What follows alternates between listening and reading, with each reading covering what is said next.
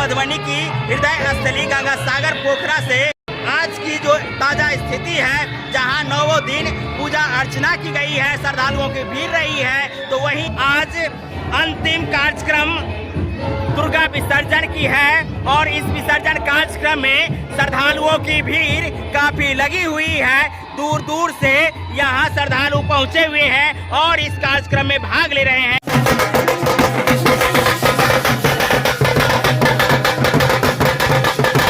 और जो श्रद्धालु आप इस कार्यक्रम में नहीं पहुंच पाए हैं, तो हम आपको मिथिला दस्तक के माध्यम से दिखाना चाह रहे हैं कि यहाँ श्रद्धालुओं की भीड़ तो है ही, आप जहाँ कहीं भी हैं वहीं से आप दर्शन कर सकते हैं।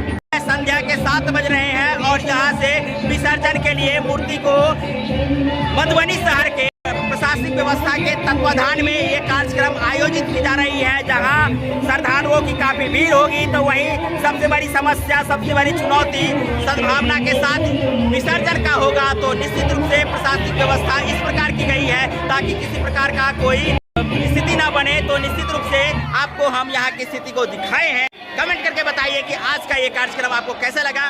बहुत बहुत धन्यवाद। जय हिंद, जय भारत।